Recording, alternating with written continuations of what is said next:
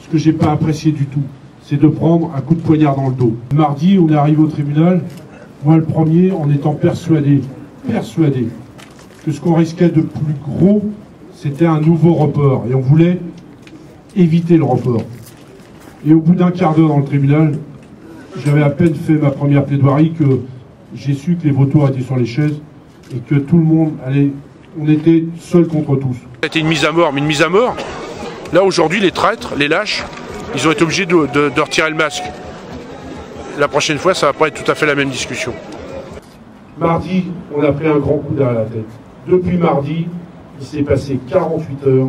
En 48 heures, on n'a pas arrêté. Nettoy déposera une offre le 5 novembre. C'est déjà un grand pas. Et je voulais également vous annoncer qu'on a arraché un rendez-vous à l'Élysée demain à 19h15.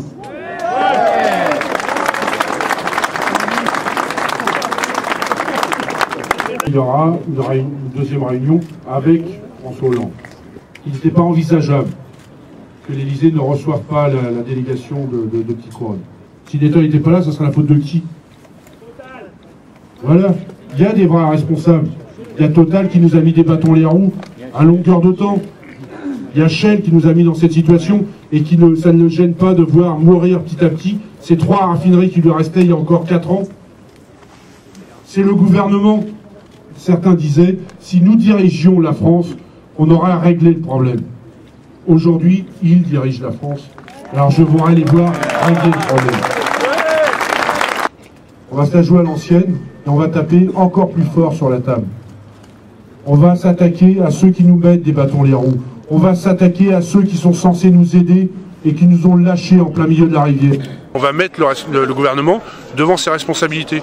On ne peut pas accepter que la seule proposition du Premier ministre et des ministres, c'est de voir un reclassement du site. Et c'est se foutre du monde. Par contre, on a fait passer en 10 ans les importations de produits finis de 8 à 41 millions de tonnes. Voilà la réalité. Le 5, si on n'a pas le repreneur, il faut nationaliser la raffinerie pour l'intérêt du pays. Et s'il faut parler de nationalisation, on parlera de nationalisation. Et dire qu'ils savent pas, c'est pas leur métier de trouver du pétrole, moi j'en trouverai du pétrole. Le tribunal de commerce qui juge l'avenir d'un site industriel comme le nôtre, c'est un peu bizarre quand on est pays jazziste et l'autre concessionnaire de Ford. On est jugé par qui?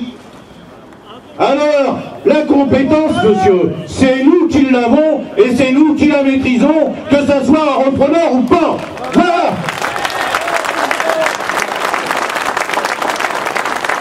On prépare les véhicules pour aller sur Rouen.